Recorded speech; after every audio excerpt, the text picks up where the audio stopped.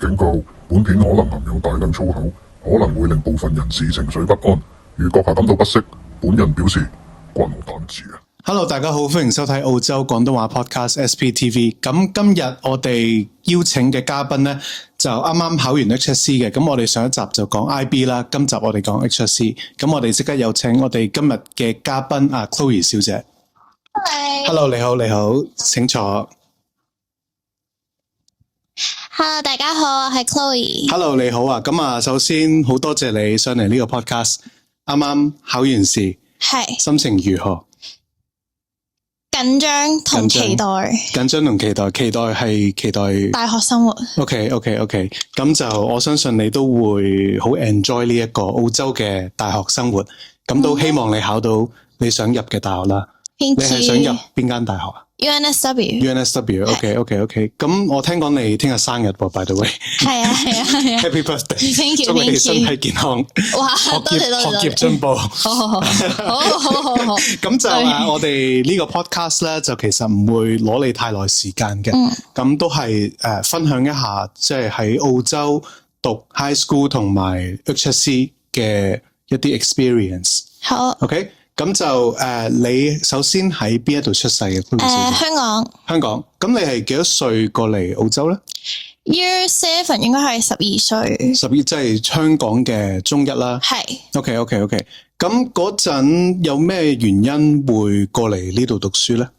冇啊！我哋係由我小學3、4年班開始就已經話 plan 咗話要嚟澳洲咁樣。OK， 即係嗰陣係爸爸媽媽就一次過移民過嚟。係，冇錯。OK，我想問下啦，你喺香港讀過書啦，咁你覺得香港個讀書同埋澳洲嘅讀書有啲咩分別咧？其實我覺得最大嘅分別係功課呢樣嘢上面咯，即係功課。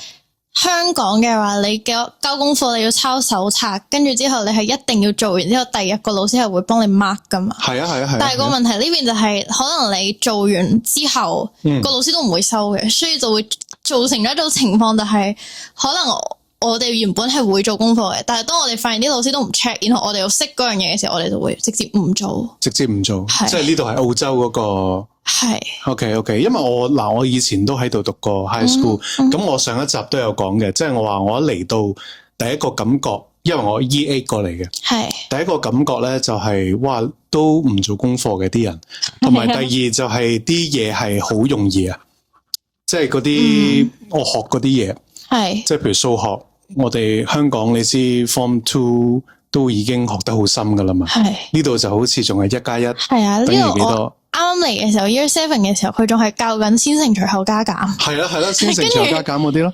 跟住有一次嗰陣時，因為啱啱嚟呢邊啊嘛，然後我即係有少少掛咗屋企，跟住之後就喊啦。然後我個數學老師以為我係唔想做功課啦，跟住覺得壓力好大啦，同我講話唔緊要啦，你唔好做功課啦咁樣。OK。跟住我好想同佢講，我話唔係啊，好簡單嘅就我5分鐘做完㗎啦。係啊。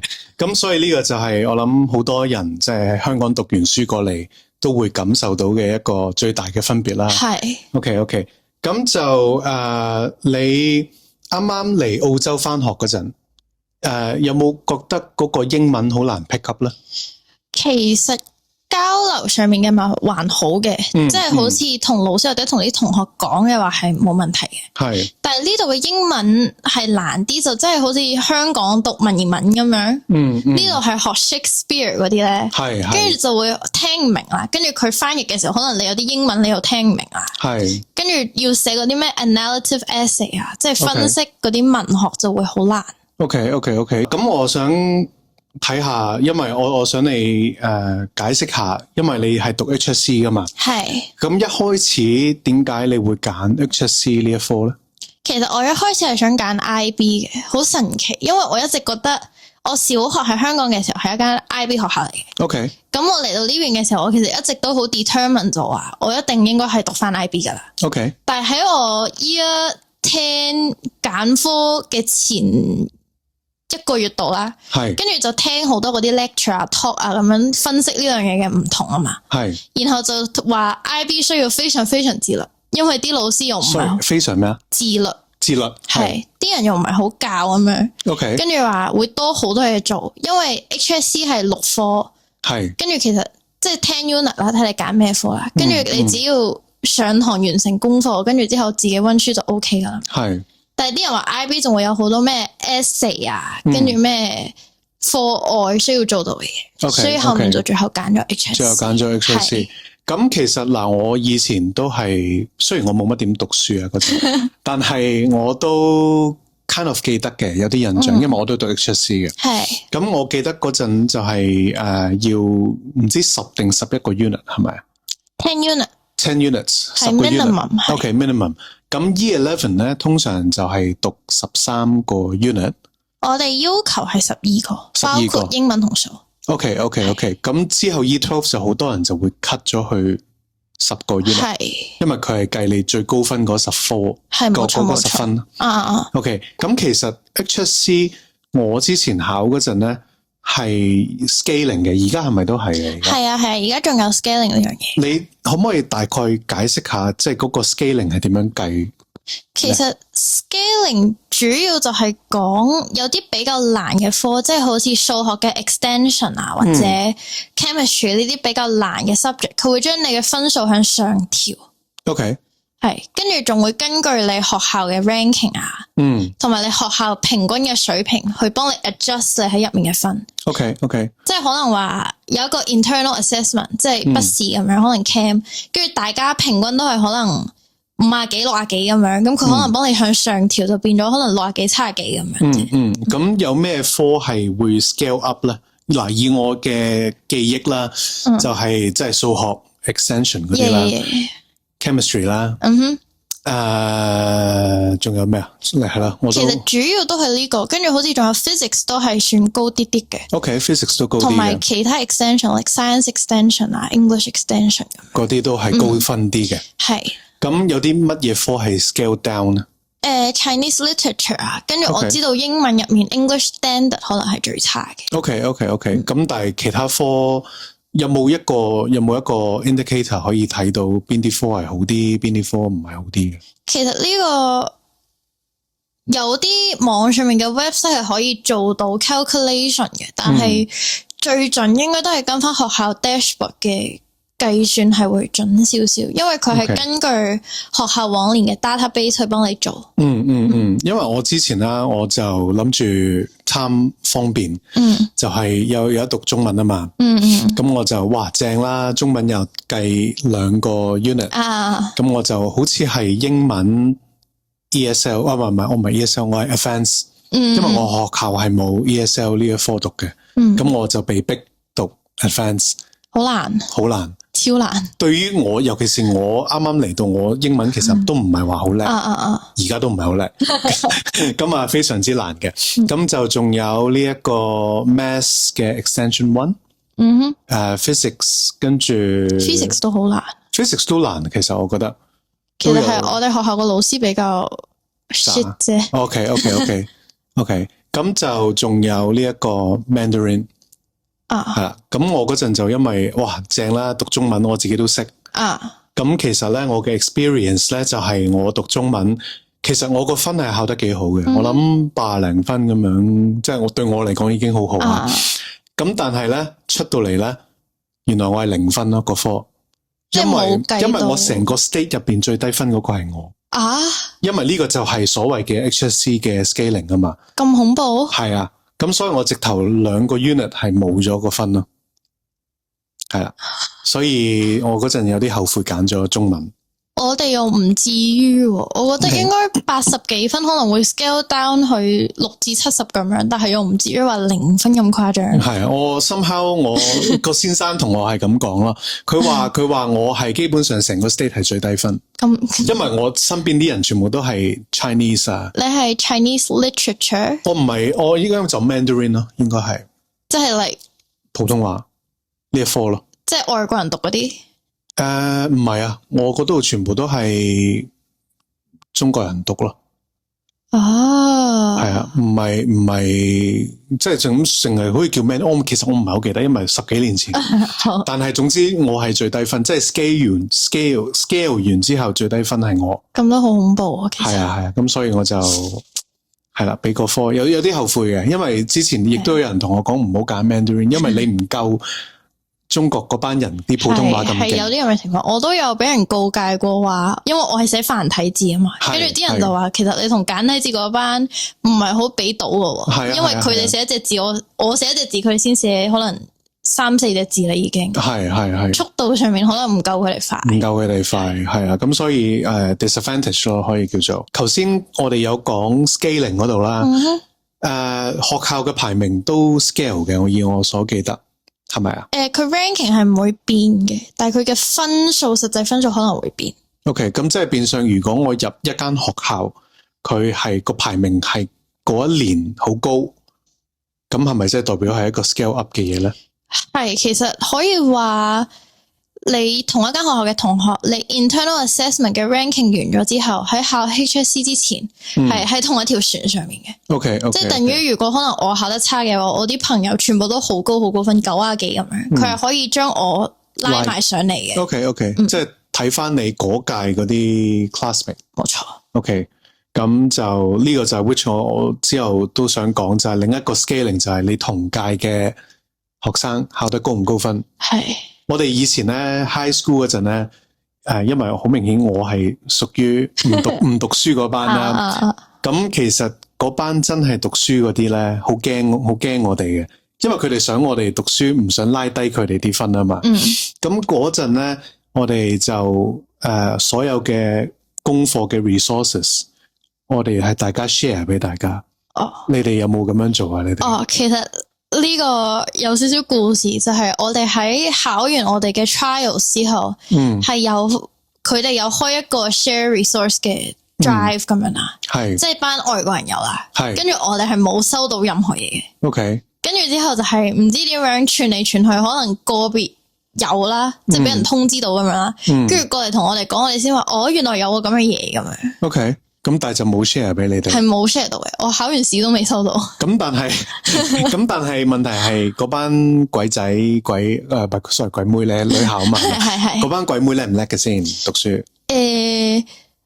我哋同啲外國人其實係唔會交流成績上嘅問題嘅。OK，咁所以但係我嘅角度，其實 Asian 應該讀書係勁過外國人。係啊 ，supposedly 係應該勁啲啦。係啊。咁所以其實我身邊都有好多學霸 friend 啊。咁但係。都有大部分都係讀 IB 咁所以就 OK， 所以全部去晒 IB， 咁啊冇人到出師啦。OK， 哇，咁你間學校都嗰個 discrimination 都幾勁喎。其實睇你溝唔溝到埋一齊嘅啫。OK， 即係我有啲 Chinese 嘅朋友都係可以同啲外國人傾到嘅，係，但係大部分都唔係好融入到，融入到，OK， 嗱，我啊想問下你喺澳洲 high school 嗰陣啊，多唔多唐人啊，或者 Asians？ 我哋學校係算多嘅，OK， 即係屬於可能我哋嘅 friend group 就全部都係 Asian 咁樣。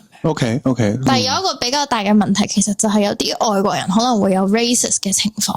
竟然啊！係啊！喺咁多華人嘅學校入邊，對你哋 racist？有過嘅，包括老師都有嘅。OK， 例如咧，即係可能我哋有一次體育堂啊，跟住我哋嘅體育係個老師逐個嚟巡我哋日常表現咁樣啦。係咁跟住。佢喺啲外國人嘅同學嘅時間係會俾得多過俾我哋嘅。OK， 即係可能佢 assess 嘅時候，佢可能仲會上手教一教啲外國嘅同學，跟住我哋就冇。OK， 我都明嘅，因為我細個都有類似呢啲事發生，即係佢唔係好直接話 fucking Asian 嗰啲嘢，咁啊唔會嘅，唔會咁直接嘅。咁但係你會明顯地覺得佢哋係會錫一啲可能打 rugby 嗰啲人啊，係有態度上面嘅唔同，係啦，態度上唔同咯。其實除咗外國人嘅 racist 之外，我覺得我受得最多 racist 係香港人俾我嘅 racist。吓，竟然？但你係香港人嚟嘅？係，因為係咁樣嘅。我啱啱嚟嘅時候講緊 Year 7啊，係，跟住其實全部黑頭髮都喺度 quarantine 緊啦。係啊。然後等佢哋翻到嚟嘅時候咧，係冇香港人嘅。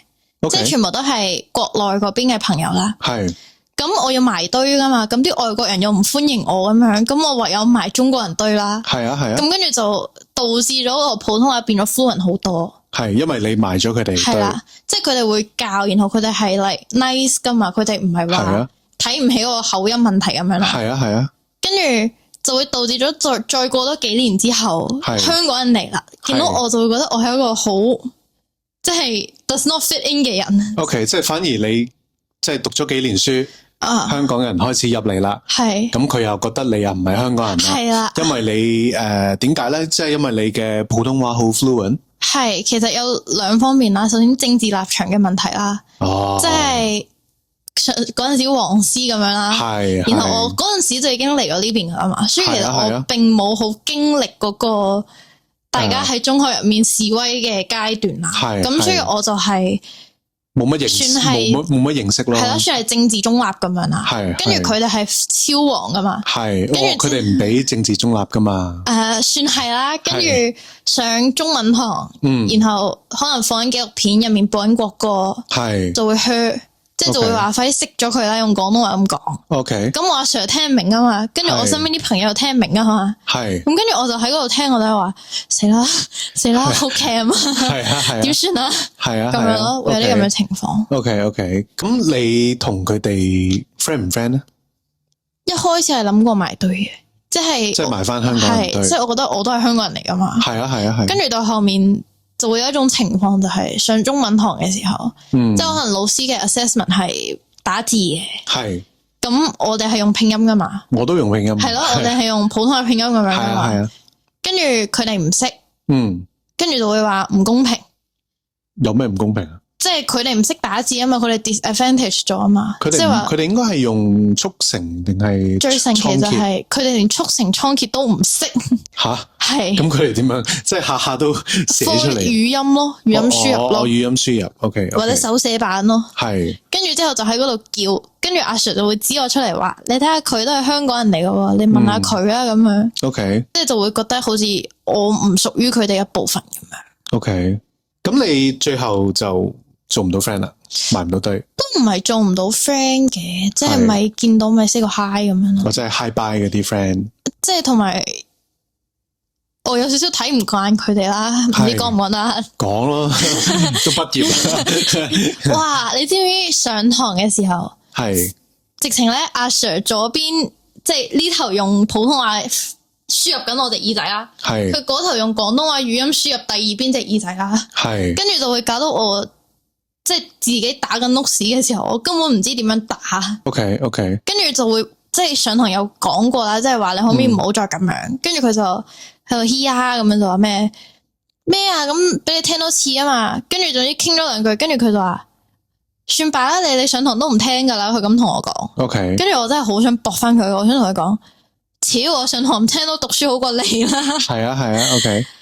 好猛啊！你明唔明？好，我明，即係你話先生一邊同你講緊嘢，係即係直情係上堂，大家成個班聽緊，係入緊notes，係跟住佢明明可以手寫噶嘛，佢又唔願意手寫，係咁佢就係都要用電腦打啦，係啊，跟住佢又唔識打，OK，咁於是咪語音輸入咯，OK，跟住即係你話聽唔明就好似左邊放住歌，右邊阿 Sir 講緊嘢，係咁就好難聽得明嘅話，OK 就好煩，咁你唔應該坐喺隔籬啊嘛，圍唔到堆啊嘛，係我都明嘅，即係我哋後生個個都即係當然會有一個我哋之前都學過嘅叫 sense of belonging， 係啊，我哋好緊要呢樣嘢，ELD 嘅必要課題係啦，我都記得係，我唔係啦，我唔係讀咩 ESL 或者咩 EALD 啦，係，但係我記得嗰陣其中一個最大嘅 topic 就係 sense of belonging，咁我哋好緊要嘅，呢個係我哋嘅童年其中一個最 fundamental 嘅嘢啦，咁所以你就覺得係。即係邊邊都唔係人啦，係咪啊？即係你始終鬼佬嗰邊又好難埋到堆啦。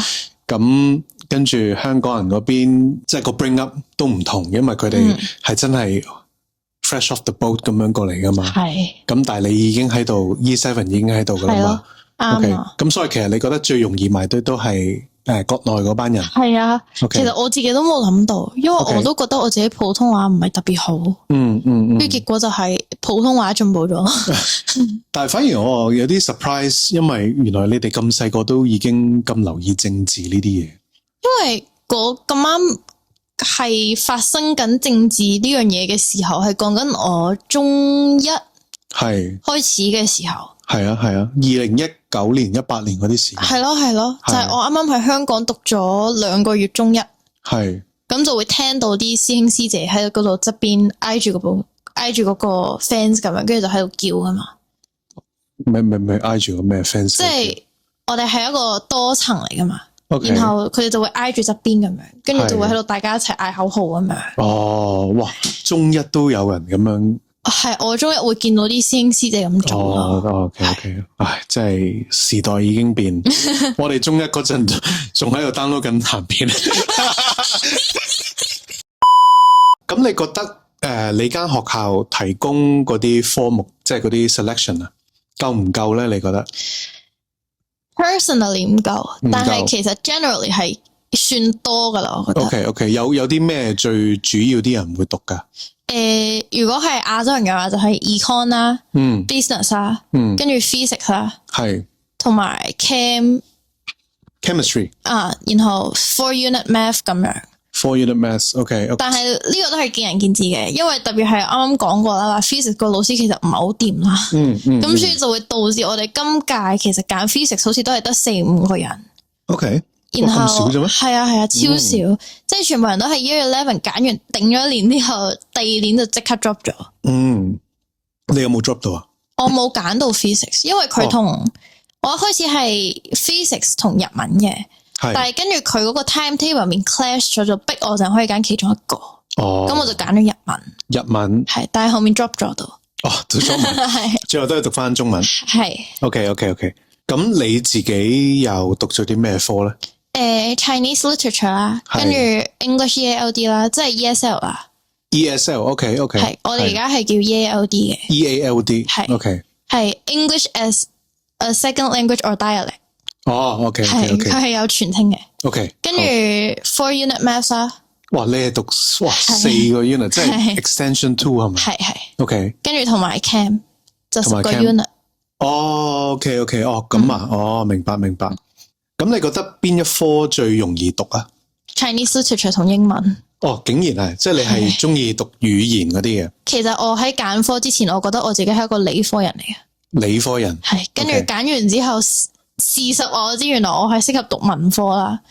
sorry， 理科同文科係咩意思？理科係即係偏 calculation 或者偏思維性嘅。OK。文科就係背嘢寫嘢。背嘢寫嘢嗰啲。OK。咁所以你覺得就最容易讀就係英文同中文，最難讀就係 extension 2。其實 Chem 難讀啲。OK。我唔識啊，因為其實我有讀過 Chem 嘅，我 Year 11我有讀過 chemistry，但係我係0分嘅都係。我寫咗個名咯，佢俾咗3分我唔識做啊嗰份。你知唔知而家考嘅話咧，如果你交白卷嘅話咧，佢會 deem academic dishonesty， 跟住直接 follow 過你成科嘅。係咩？我唔知，好彩嗰陣唔會啫。但係我嗰陣唔係 Year 12嘅，我嗰陣係 Year 11。咁都冇。係咪叫 trial 啊 ？Year 11。Year 11算 yearly。係，總之我 Year 11我有讀 chemistry 嘅。咁 chemistry 我真係睇咗份卷，我都唔知講緊啲乜。其實我 Chem 都係Year 12開始嘅，頭先算係認真讀。OK。我係特登出去揾咗補習，即係有啲師姐推薦俾我話呢個老師好，跟住就去揾咗佢幫我補。係，咁覺得係幾好嘅。有進步咯 ，significantly 嘅進步咯。OK。咁澳洲出名嘅補習係咪仲係 Matrix 啊？Matrix 係一間啦，跟住之後我所知仲有 ProEd 啊。OK。嗰啲。算係英文嘅補習社啦，係咁，然後亞洲人嘅補習社就有一間叫 UWIN Education 啦。OK，咁其實補習呢樣嘢喺澳洲嚟講，係咪好多人都會去做呢樣嘢，定係其實唔多人去補習？其實我覺得補習都係亞洲人偏多，即係好難講，因為我身邊圍埋都係亞洲人啊，即係我所知係全部都有去補嘅，係。咁有啲即係我自己啦，我去過 Matrix Holiday Course 嘅，就係上數學咁樣。係咁即係睇翻圈，全部都係印度人啊，跟住係亞洲人啊，係咁樣。係 OK。咁你覺得係咪真係 work 咧？即係最出名嗰幾個補習社，因為我有一個問題就係我英文好多時候我聽唔明。係啊，即係我可能佢講嗰啲 term 咧，我理解唔到咧，我問唔到佢噶嘛，因為佢解佢都係用英文同我解啊嘛。所以我補習社係講中文嘅。OK， 咁就會咁啊幾好喎。係，即係嗰間補習社就係專門係針對中國人或者香港人咁樣嘅。OK， 咁我就喺嗰度上，咁我聽到會明好多。OK， 所以係有用嘅。OK， 咁嗰間係介唔介意講個名啊？You Win Education。哦 ，UN You Win。點串啊 ？UWIN。UWIN。哦 ，You Win Education。咦，咁熟口面嘅呢間，好似唔知喺 Chatswood 見過。係啊，就係。OK 喺嗰度。哦，反而佢用廣東話或者普通話，咁幾好喎呢樣嘢。即係俾一啲英文唔係咁叻嘅人，都即係補到習，幫到多少少咯。OK。咁你之後你係想做啲咩咧？Engineering 相關嘅。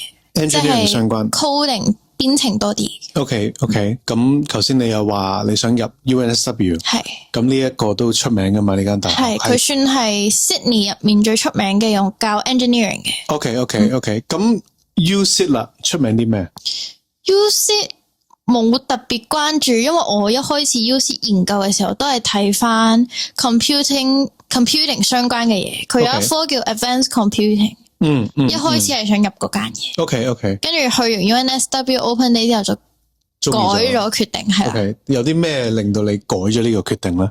其實係環境同埋，其實我有比較多識嘅人係喺 UNSW 嘅，跟住我今年同屆嘅朋友，大部分都話想去 UNSW 讀。OK， 跟住我睇過環境，然後又同過嗰啲老師啊或者教授啊傾過偈之後，就覺得話好似比較適合啲。OK， 咁 UTS 啦 ，UTS 出名啲咩咧 ？UTS 其實都係 technology 相關嘅，即係我覺得係偏建築。嗰邊我知道我以前有一個教我網球嘅 coach 啦，喺我哋學校係畢業嘅，咁跟住同我講。即係我哋知道話佢成績非常之好，但係最後揀咗 UTS 咁樣。OK， 因為有 scholarship。OK， 咁 Macquarie 咧 ？Macquarie 真係冇研究過。一開始 Macquarie 有納入考慮範圍，只係因為離屋企比較近少少。OK， 但係後面就覺得話其實冇三大好。OK， 所以最後都係 UNSW 啦。係。OK， 咁你覺得喺即係你嚟到 Sydney 啦，咁你作為一個 Asian， 雖然你間學校有好多黑頭髮啦，咁你覺得尤其是你係插班生啊嘛，因為你係過嚟讀 Year 7，咩朋友都冇，咁你嗰個有啲咩困難咧？其實嚴格意義上嚟講唔算插班生嘅，因為我哋雖然係一個小升中嘅中學啦，但係其實中學啱啱開始，即係中一嘅時候，係算好多人好多新生入嚟嘅。OK， 係，即係就唔係直接 Year 6咁樣上 Year 7，即係都有啲係其他學校過嚟嘅。OK，咁呢個就係，所以你覺得唔係好困難？困難嘅 point 都係外國人可能唔係好接納亞洲人嘅問題啦。OK， 即係好似我可能啱啱喺香港過嚟嘅時候，係英文講得唔係特別 fluent 嘅話，係，然後又唔係好識揾 topic， 跟住就會覺得話唔想同我傾偈咁樣。係因為嗰陣我係 E8 過嚟嘅，咁就大概香港嘅 Form 2嗰啲時間啦，係，咁啊嚟咗澳洲，咁我嗰陣嚟到咧，乜人都唔識。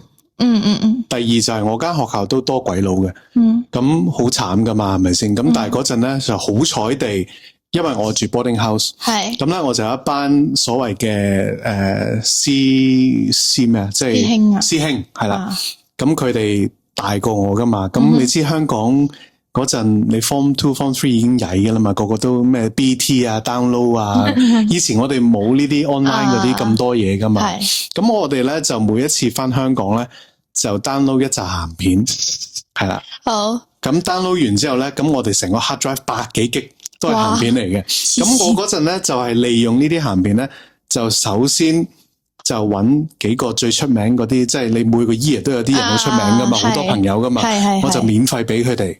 跟住就傳係啦，咁跟住之後咧，就啲人就個個就想識我啦。因為嗰陣你要幻想下，嗰陣我哋上網係冇嗰啲咩 PH 啊嗰啲網站咧，係啦，咁我哋一定係全部靠 download 嘅。係。咁所以嗰陣就個人就同我做 friend。其實好事嚟嘅，係一個識朋友嘅途徑嚟嘅，同埋都賺到錢噶。我嗰陣我知係反面教材，但係咧，我嗰陣係5蚊1 G。5蚊1 G。係啊，一段片應該都唔止1 G 啦。以前咧一段片係200至300 megabyte。哦，係啊，一條 full version 啊，200至300 meg 嘅啫。